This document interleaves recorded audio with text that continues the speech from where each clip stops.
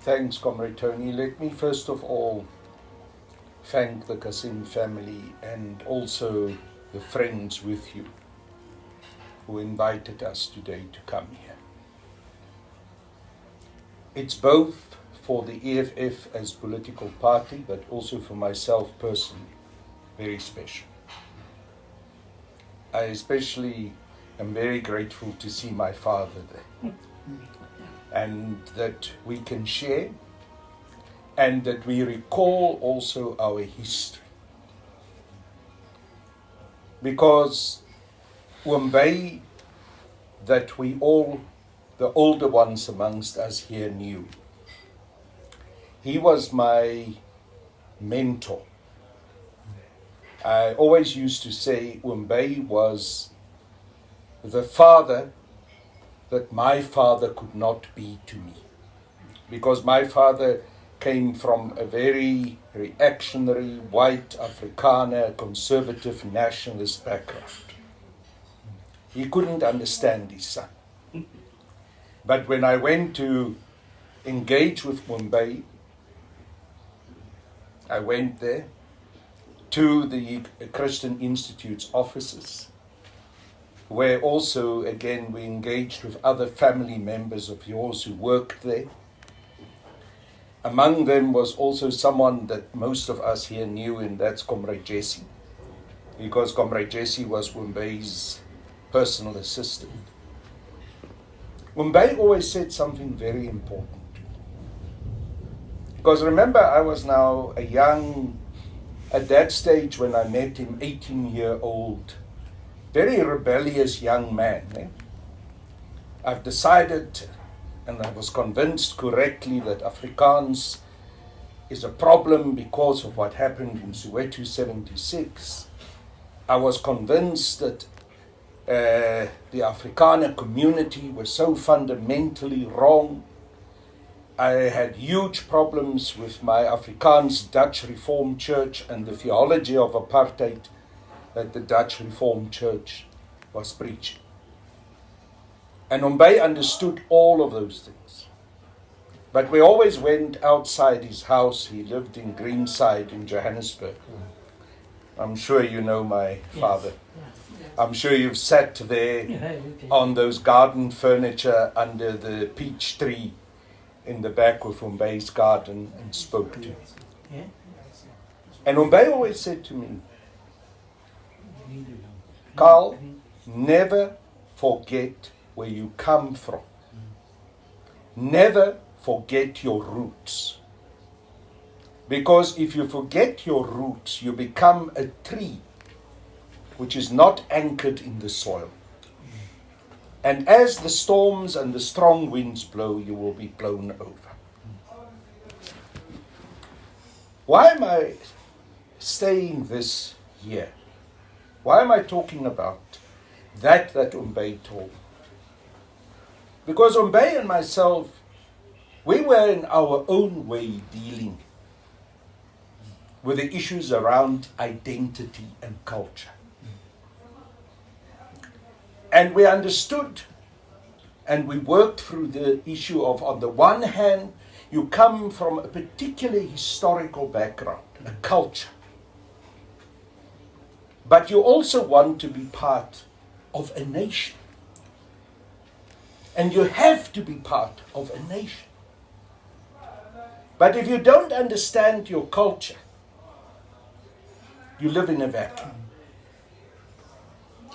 And as I was sitting here this afternoon and listening to the inputs of all of you here, I was picking up that there's contradictions and sometimes even in the way you speak, confusions. Because at the one moment you say, hey, I don't want to be called a color. I don't like it. But in the next moment you say, but you see, I've come from a particular background.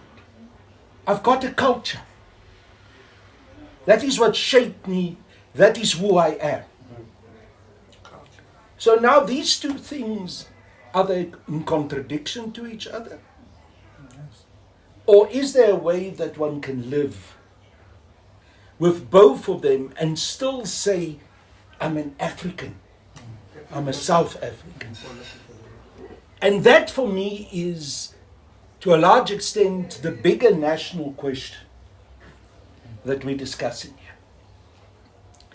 On Friday, I'm sitting with my very good Zulu friend, Comrade Nkosazana Shashezi, and we're listening to the Commander-in-Chief addressing that press conference.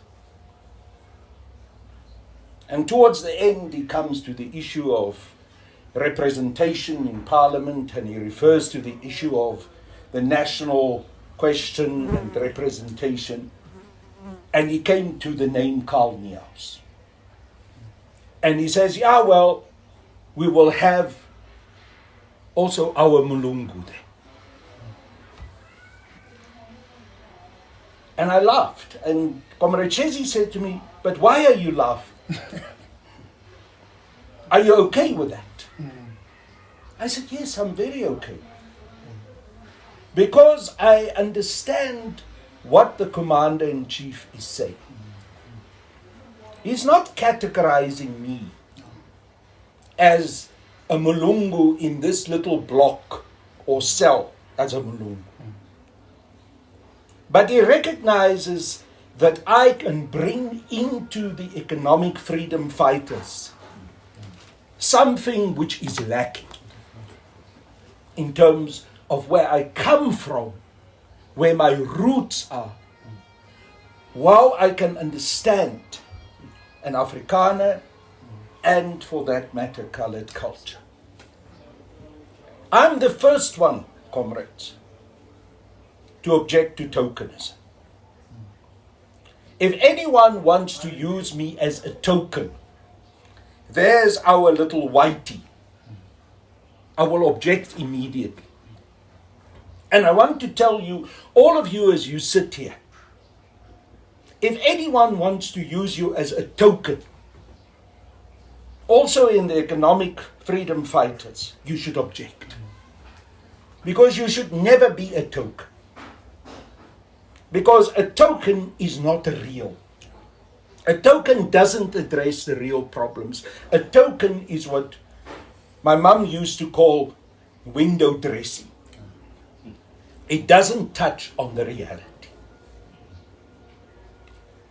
So when I go around, and I've done it for years, and I speak about what is necessary to change in South Africa, I never go and speak about the essence of the ideology, the foundations of the ideology of what needs to change. A different story in Pretoria, another one in Chawelo in Soweto, another one in Cape Town or wherever. I always have the same ideology. But I must admit, when I deliver that ideology, I will tweak the way in which I deliver it because of my understanding of where I am and the cultural roots of the people I speak to. And that is very important. Now, for me it is critically important, comrades, that we need to understand that our country is in a very deep crisis. I don't need to overemphasize it because what I heard from you speaking here, I can hear that you appreciate. That we need urgent, fundamental change. And we do not have time. Time is not on our side. If we allow the current situation that is going on in South Africa, what the current government is doing to our country to continue, our country can eventually, and we are on the edge. We can fall over the precipice. And if we're not careful, we may not be able, and I'm not trying to be alarmist, I'm not someone who's defeatist. I've never allowed myself to be defeatist. But if we're not careful, we may not be able to come back from falling over that precipice. And we may become such a failed state, to such an extent in the hands of colonial powers and their servants in the form of white monopoly capitalists and also in the form of black comprador capitalists who are in the service of the white big monopoly capitalists, that we can't turn back. Now that reality must keep all of us every night awake. Because it is a reality that means if we fail, that not us as old people are going to be the main sufferers of that consequence, but our children. You can see already what has been happening in the country. The massive international debt that we have with the World Bank and the IMF.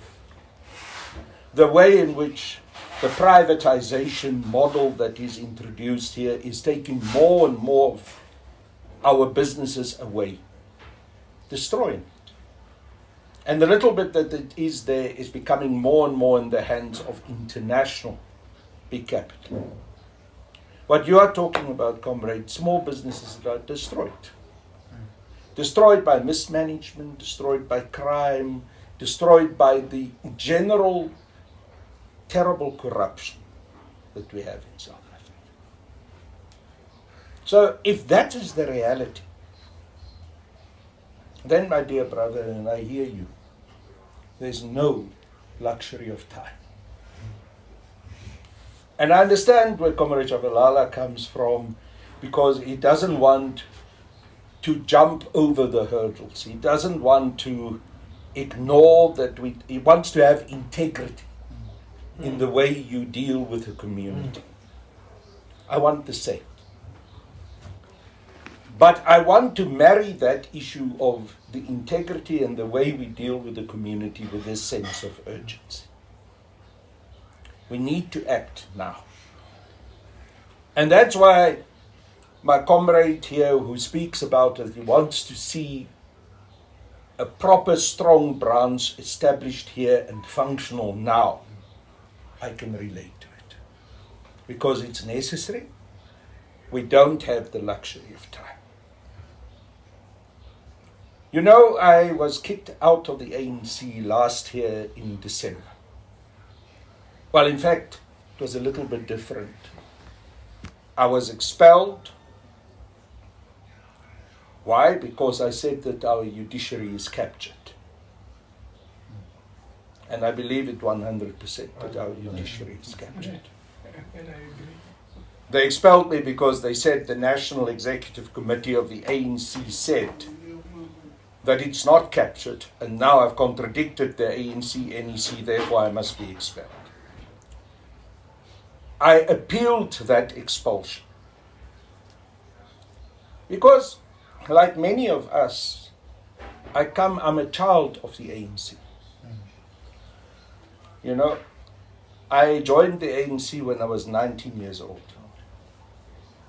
I'm a child of the ANC in the way that I could speak about Umbay, about the Christian Institute, about Jesse Duarte, about all of those comrades that we know and that we share history with. And I'm sure here, almost every one of us come from the ANC. We're born shaped by the ANC.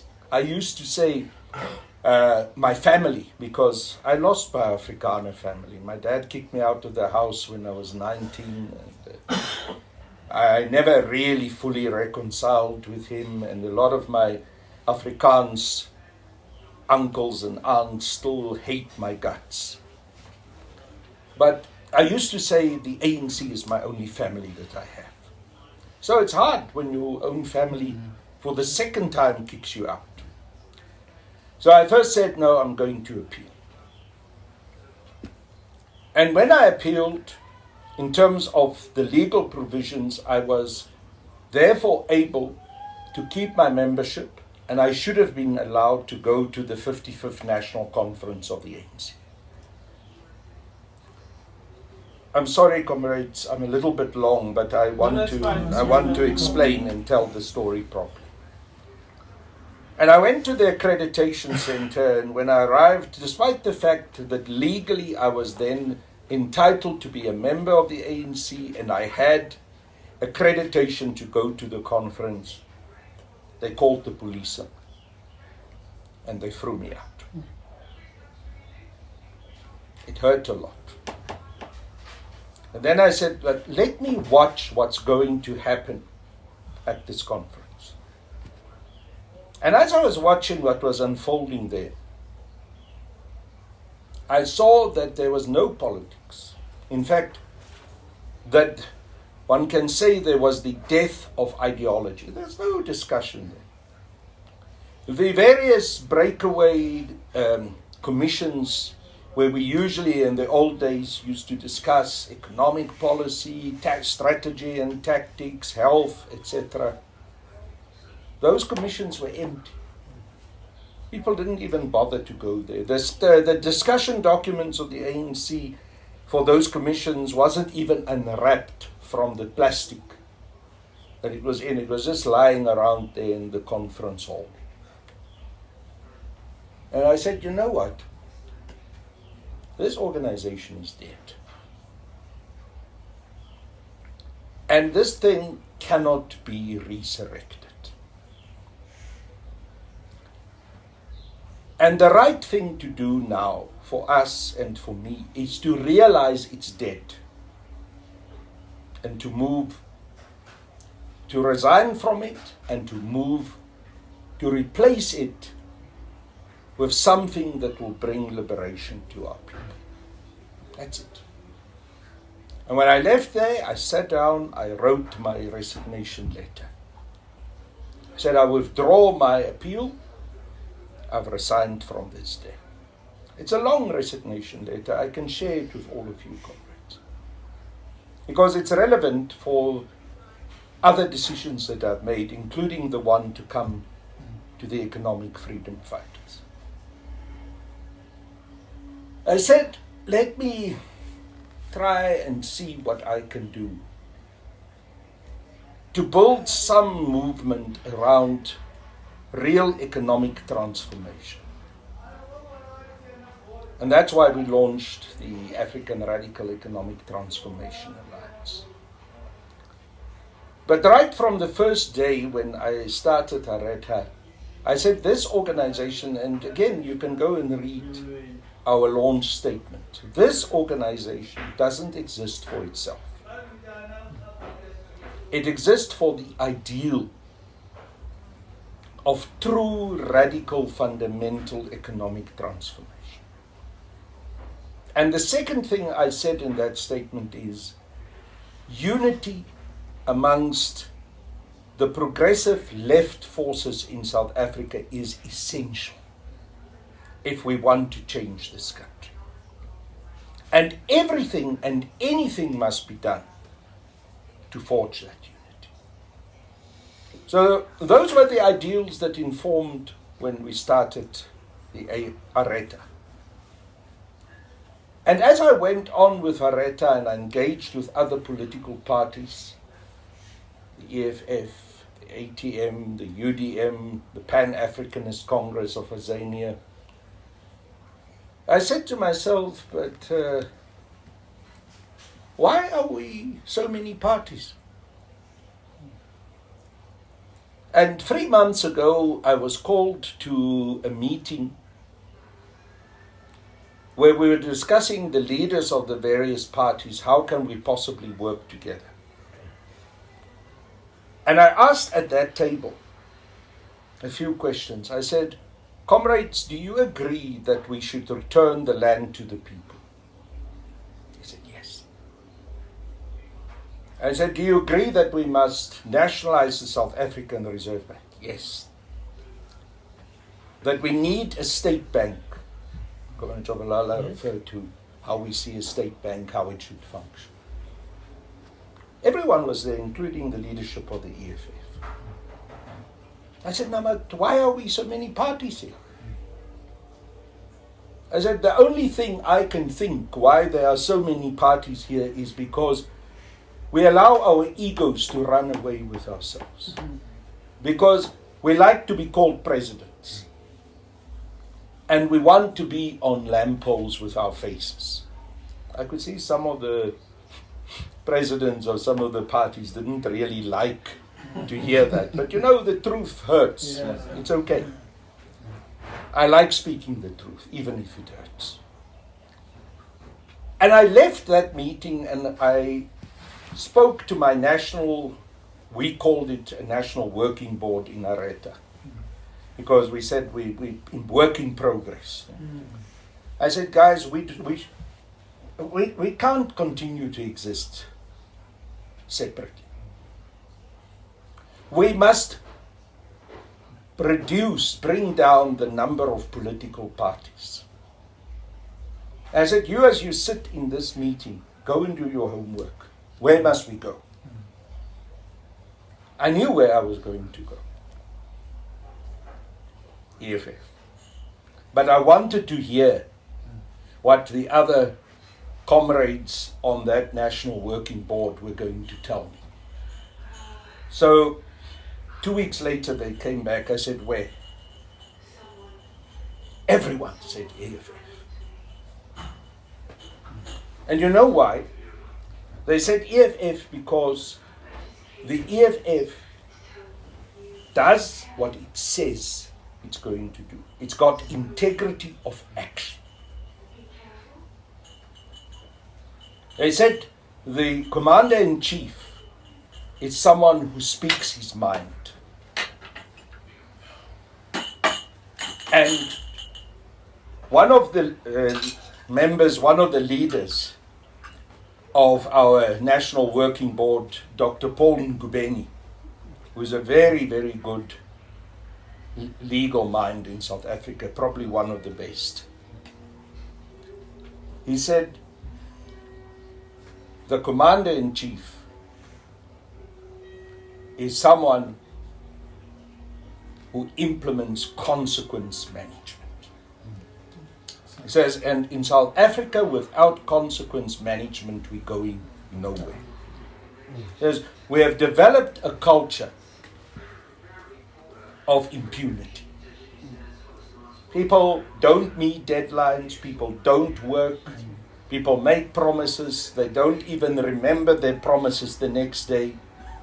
They take communities for granted. He said, we need a leader that implements that consequence management and keeps people accountable. And we went through our 10-point plan in Areta. We looked at the 7 salient pillars of the EFF and we said there's no fundamental difference. So we agreed. Areta must join the EFF. Not because Areta couldn't continue to exist on its own. It could have. But we would have been a divisive factor in the South African politics. We said we must unite with the strongest left progressive political party in South Africa that is committed to radical economic transformation. The EFF's phrase is economic freedom in our lifetime. And from then on, we were part of the process to make that happen. We didn't do it overnight. We worked on it. We engaged with our various structures and branches. Then I learned from President Zuma that he's planning to launch the MK Party. And he briefed me in detail. And I'm very close to President Zuma. You know that, all of you know that I've been with him in and out of court. In fact, I think I'm the only one who had been to every one of his court cases for the last 23, almost 24 years. But when he gave me his full briefing, I said, Baba, I've got a couple of problems. My first problem, and sorry, I need to explain this. I said my first problem, Baba, is that we are creating another party rather than reducing the number of parties. So we're making the ballot paper even longer. And we're going to confuse our people who must vote even more. That's the first thing. Secondly, I said, Baba, tell me, why do you create the MK party? For his son. Eh? For his son. No. Let's leave that for a moment. Let's not go there. He said, no, to save the ANC. He says, because the ANC has gone wrong because of Ramaphosa and a few leaders at the top. I said, so you don't think that the ANC is from top to bottom rotten? He said, no. There's nothing wrong with the rest of the ANC, just Ramaphosa and those few people. I said, Baba, I've got a fundamental problem with that. Because I think the analysis is wrong. The ANC is dead. To try and resurrect the ANC is a waste of time. And to try and use another political party to do so actually means you don't create even another party. You create just a faction within the ANC, which you now call a party. I said, and my last problem is we need to empower youth. And as much as I love you, Baba, you're 81. We, even I include myself, must stop trying to be the leaders. We've had our chance. And to be honest, there's many mistakes that we've made. And we haven't succeeded in the way that we should have succeeded. That's why our country is in the mess that our country is today. And all of us as older leaders, even those of us like myself who opposed a lot of the wrongs in the ANC, must accept co-responsibility. So the duty that we have now is to make decisions that will empower younger people. And the leadership that I see amongst the younger people that are the best organized, the most structured, that are able to bring to us this fundamental change is the EFF. So I said, Baba, with respect, because he said to me, please join the MK party. I see there are those on social media who say, no, I didn't know, I was surprised, and therefore I must have made a mistake. I made no mistake. I was very clear. And I do not want to decampaign President Zuma. I think he had showed a lot of courage to say he's not going to vote for the ANC. He's showing courage to support the MK party. But I think the idea around the MK party is ill-conceived. And I don't think it's going to bring the fundamental change that we need. So that's why I'm sitting here, because I've decided I must be with the EFF, because the EFF represents my views. The EFF has got a young leadership that's decisive and there's consequential management. And my job as I'm sitting here, comrades, is one thing. I told Comrade Julius Malema, our Commander-in-Chief, yesterday, to give my last bit of energy that I still have, for as long as I'll be able to be politically active, to make sure that the EFF becomes the government of this country. I believe very clearly that Comrade Julius must be the president of this country. I can see how he is growing into that role. So when Comrade Tony invited us, I said, no, it's a good idea to come here. Of course, I loved the idea of coming to the Kasim family's home, to reunite with the roots and with the history. But the most important reason why I'm here, and also why my fellow comrades of the EFF are here, is because we want to build the EFF here. So, what I'm asking of you is, yes, raise your concerns, and you're quite right to raise. Raise also your issues around culture and identity. But find your place within the national spectrum. And what the party is that has the right national policy for this country. And will implement it, not just talk about it. And that is the EFF. In terms of your roots, your culture, your background, what I hear the Commander-in-Chief saying is that we need to be able to be more sensitive to those issues. But let's not make those issues an obstacle for your participation now in the EFF. Come in and through your presence bring in that cultural diversity within the national context that you want to see. Because we can sit and talk here for the rest of our lives until the chickens come home to roost. But the only way we're going to do it is practical. Come in, join, participate, and be the change that you want to see. So I'm coming back to what Comrade Julius said about me on Friday. Now we will have a Mulungu in Parliament. Great. But not just a Mulungu for the sake of Mulungu-ness. I'm abusing the English language, but I think you understand. But a Mulungu because of the Mulungu's history.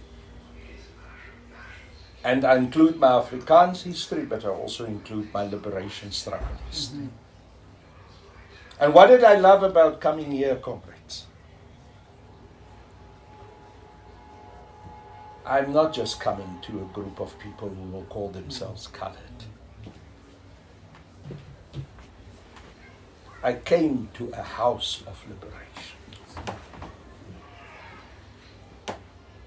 I came to a house where ANC liberation children were housed, given safety, and helped to leave the country. So I'm not just talking to you from the side of a cultural, historical background. I'm also talking to you from the liberation background. And those are the two things, like two railway lines running next to each other, that we in the EFF need if we want to establish a strong, proper branch here. And you can make a change here, and also in having your voice heard in the EFF. Because you're not here because you're colored only. You're first and foremost here because you were part of the liberation struggle. Yeah, we're all groups, we're all products of the 80s. We were That's revolutionaries. fine. I know. We were part of the revolution. We started the revolution. Exactly. Now, what we invite you to, comrades, is to join the revolution again. This is the Revolutionary Party. And this party is committed to real economic freedom. You know, we all had this dream. I become very emotional about this because in 1994, I went and I voted in Alex. And I was then the national spokesperson of the ANC, so I went there with some security. And you know what security is like. You know, we were voting at the Church of Reverend Boetie at the Dutch Reformed Church in Africa in 12th Avenue. When I got out of the car, they took me by the hand. Come to the front. I said, I'm going right in the back. But comrade, you're going to stand the whole day here. I said, exactly, that's where I want to be. I want to stand here. So one remembers all those people who were voting. Those old people, younger people, the excitement, the hope, the incredible hope that was invested in our future. And we squandered it. You know, I got into trouble on Friday when I was at Mungeni Ngema's funeral. Because Izzy Kotwa stood up and after there were the beautiful songs that Mbongeni had written, and there was a performance of Sarafina, very emotional, with the original cast, many of them there singing. And this twit, Zizi Kotwa gets up and he says, Mbongeni Ngema was a prophet. He prophesied about the justice and the freedom that we have now. I was in the second row. I couldn't contain myself. I said loud, bullshit. Comrade Nkosazana, who was sitting right next to me, almost fell off her chair. And then I tweeted, this is rubbish. Because, you see, we betrayed that liberation. Fundamentally, let's not even bullshit each other. Yeah, we betrayed it. What those comrades have done who are in leadership, and even some of us who tried to change it but failed to change it, we also must take co-responsibility for it. We betrayed it. So we all have an opportunity, and Comrade Chair, I'll stop there. And it's an opportunity for redemption. And that redemption can only happen in practice. By doing something about what went wrong now. Get rid of this ANC sell-out corpse. Don't try to salvage it. It's dead. It's finished.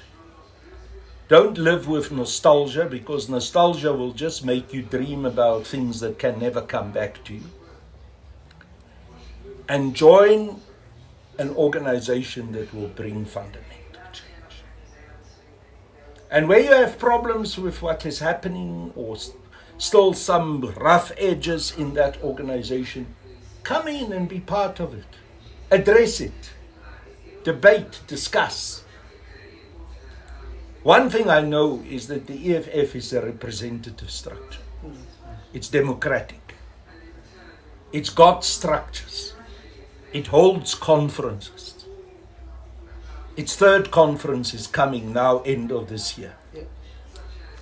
So, comrades, my main message today, we can talk for a long time about the issues, the crime, all of those things. I know.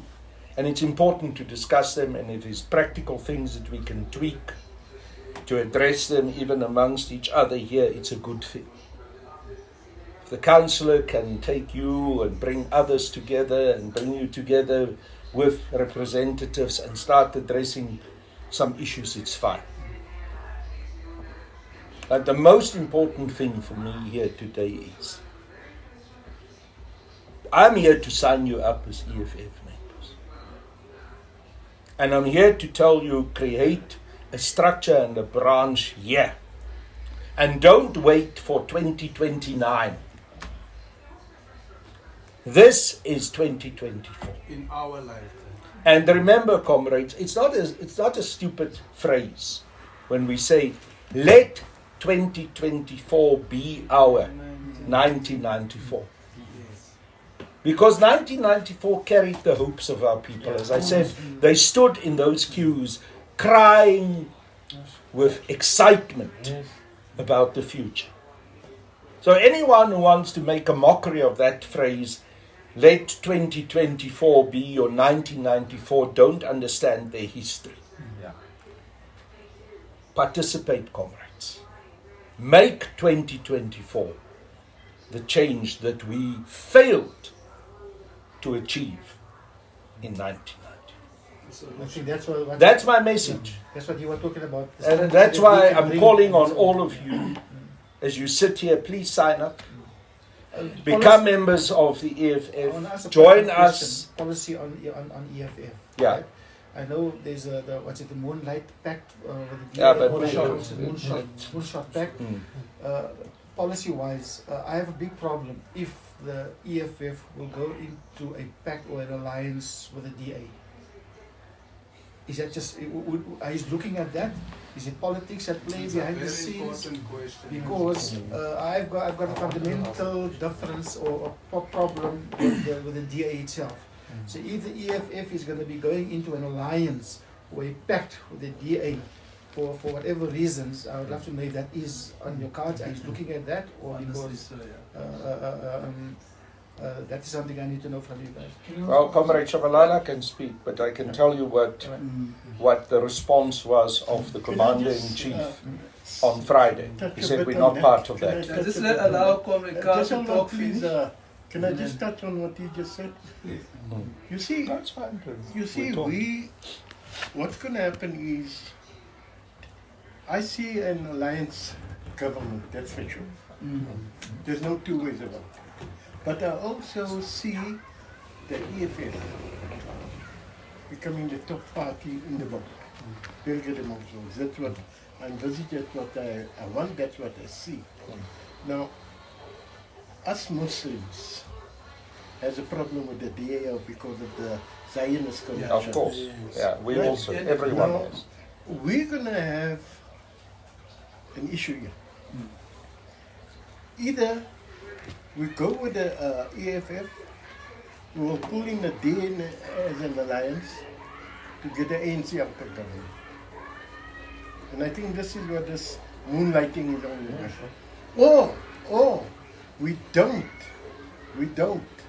go in there, and then the ANC gets the DA as an alliance, and they go into government. That's a possibility. But let us just, guys, just to keep the order, thanks, Uncle Akhe. I think the reason why I allowed you is because you're going to give me a hiding with the slipper later on if I don't.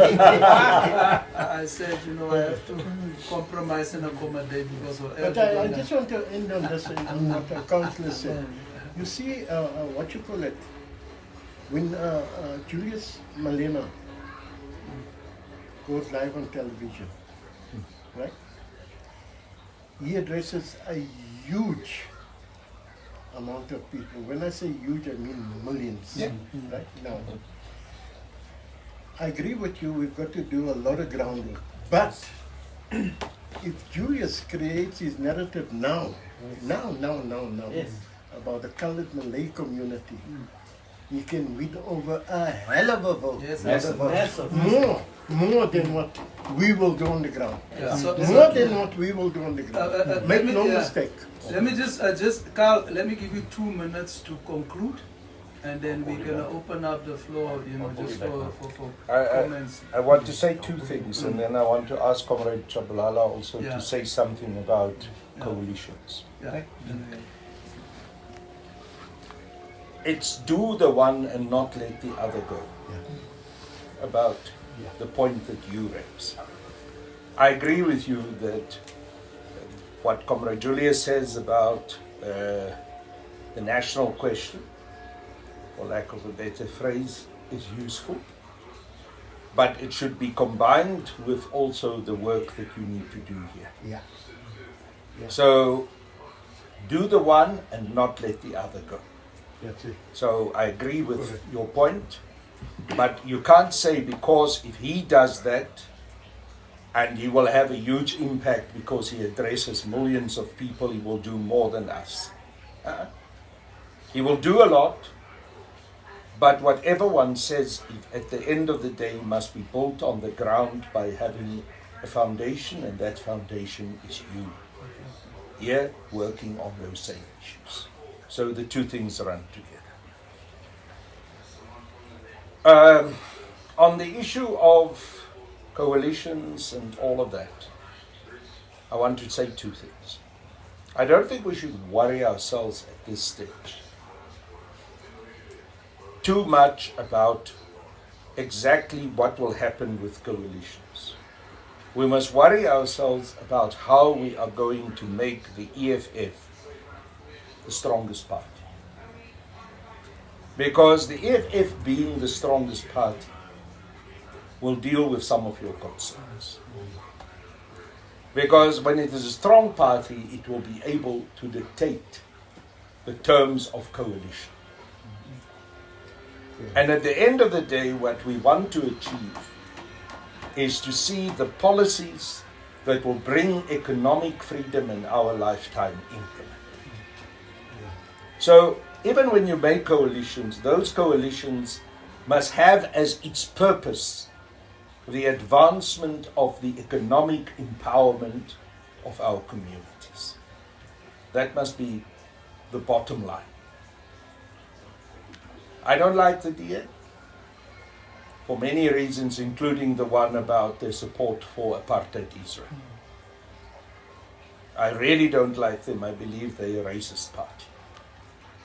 But all I can say to you is the stronger the EFF, the better coalitions we will have, and the better outcome we will have in terms of a radical transformation of economic policy.